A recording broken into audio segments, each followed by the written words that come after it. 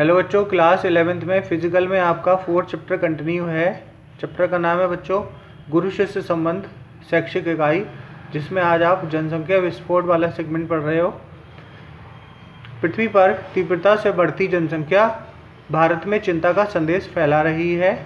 जनसंख्या वृद्धि में विश्व के प्रत्येक क्षेत्र को परिभाषित कर रखा है जिसमें विकास की प्रगति में अनेक बाधाएं उत्पन्न हो रही हैं। ऐसे अनेक उदाहरण हैं जहां विख्यात जनसंख्या विशेषज्ञों द्वारा निकाले गए निष्कर्षों के आधार पर युक्तियों को प्रारंभ नहीं किया जा सकता। ये भी कह सकते हैं कि इससे उपलब्धि प्राप्त हो रही है या हो सकी है जितने लक्ष्य निर्धारित थे उससे संबंधित शिक्षाविद तथा दार्शनिक वनटेंड्र रसेल ने एक जगह लिखा है, विश्व में कोई सरकार तब तक टिकाऊ नहीं हो सकती जब तक उस देश में स्थिर आबादी नहीं रह सकती। बढ़ती जनसंख्या किसी देश में उपलब्ध संसाधनों उपभोक्ताओं के अनुपातों को गड़बड़ा सकती है। निसंदेह जनसंख्या वृद्धि जीवन की गुणवत्ता को कम करती है। पर्यावरण विकृति पर भी जनसंख्या का बहुत अधिक प्रभाव पड़ता है। सन 1972 में स्टॉकहोम ने संयुक्त भारत संघ द्वारा आयोजित मानव पर्यावरण पर अंतर्राष्ट्रीय कॉन्फ्रेंस में भारत की भूतपूर्व प्रधानमंत्री स्वर्गीय श्रीमती इंदिरा गांधी ने पर्यावरण के संबंध में ये कहा था, अधिक जनसंख्या गरीबी को बुलावा देती है और गरीबी प्रदूषण को जन्म देती है। अतः प्रदूषण हेतु जनसंख्या वृद्धि को नियंत्रित करना चाहिए। विगत कुछ दशकों में भारत में जनसंख्या का विस्फोट हुआ है। हमारे देश में जनसंख्या प्रति वर्ष 2.5% की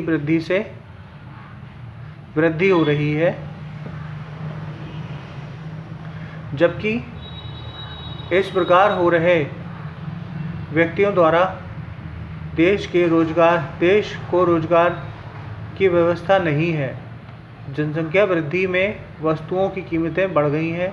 जितनी तीव्रता से जनसंख्या वृद्धि हो रही है उतनी ही तीव्रता से वस्तुओं का उत्पादन नहीं हो पा रहा है। पर्यावरण सुरक्षा के उपाय।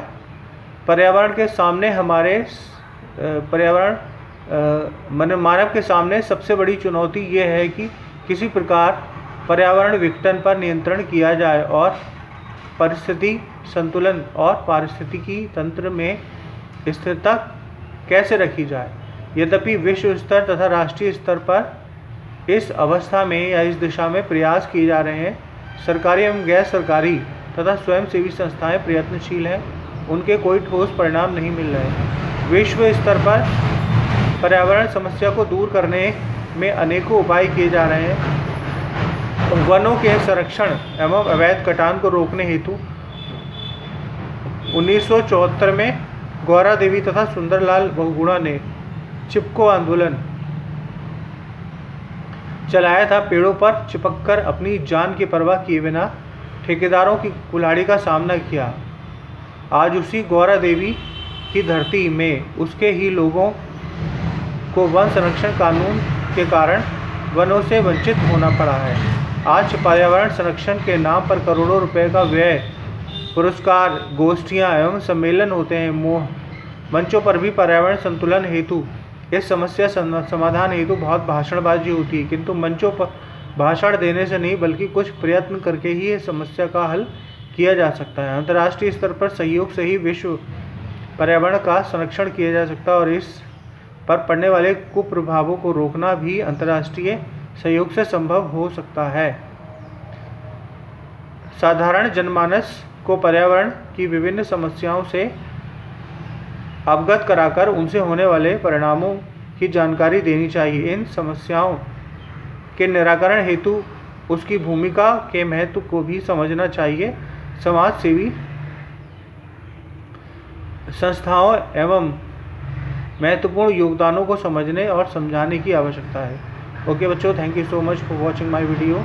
एक बार फिर हम कोरोना काल के संक्रमण में हमें अपने परिवार को और अपने आप को बचाना है और एक बार फिर हम सरकार की गाइडलाइन को पूरा करके हम इस संक्रमण से बच सकते हैं। ओके बच्चों, अपना ख्याल रखिए, अपना परिवार का ख्याल रखिए।